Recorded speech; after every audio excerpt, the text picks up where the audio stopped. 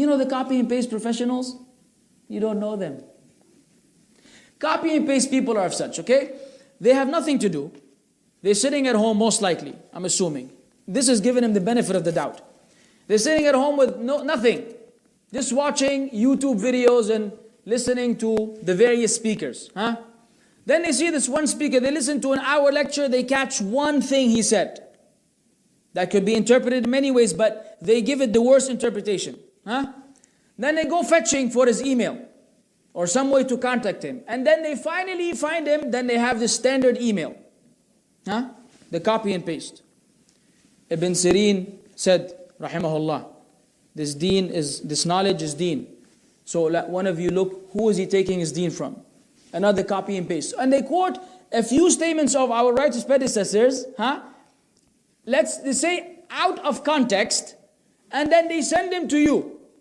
If you react the way they want you to react, you pass the exam, you become the sheikh of the time and the person who's referred to. You fail the test, no, you're the enemy of the deen. And you should be exterminated. And they go, you will say, what's going on in the world? Ya akhi, you copied and pasted, ya sheikh, you don't even have this thing memorized. You don't even know what you're talking about. When you quote something Ibn Sirin said, I don't know how many years ago, or any one of the Salaf, Ya Akhi al-Aziz, you have to understand the context, the historical context at least. You have to speak to the people according to their understanding. What applied then may not necessarily apply now. The times have changed, people have changed. You have to modify without compromising in order to get to the people. It's called wisdom in da'wah, something that many of them lack. They think they're adhering strongly by actually lacking wisdom. And wisdom is the opposite of that. There was a hadith, an authentic hadith, about a man and his son. And the son was a virtuous Sahabi, and his father told him when he knew that the Prophet ﷺ had returned from one of the expeditions and they had some war booty. He said to his son, let's go to Muhammad, see what we will get from him. Let's see what kind of, what he will give us of goods and money and things of the sort. And he had a very strong voice. You could identify his voice from a distance.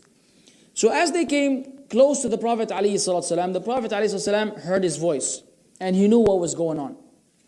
So he automatically went to his hujra and he got him a thawb, a jilbab, a jubba, they call it back then. A nice garment, beautified and adorned and everything. And he came and said, and not only the Sahabi explained, he showed it to his father. He said, look at this and look at that. He tried to show him the beautiful, beautiful aspects of this garment. And he said, I have prepared this for you. I have kept this specifically for you. So the man smiled. So the Prophet ﷺ 4 times repeated, I forgot his name now, Fulan has become pleased, Fulan has become pleased, Fulan has become pleased, Fulan has become pleased. As if him becoming pleased is a big achievement, even though technically speaking it is not. But this is the wisdom of the Prophet ﷺ in dealing with the situation. This is how he dealt with the people depending on the situation. He went got a garment because this will pave the way for you to do many different things, even though this person, they had an issue. So nowadays you may have to be in with people or in contacting people, communicating with people whom the people branded as whatever, because there's a greater wisdom and benefit in that. Versus saying, you are there and we are here, and therefore let's just all go and beat each other up while the Christians move on with their missionary work. There's wisdom, there's insight which some people lack. And therefore the da'wah is destroyed.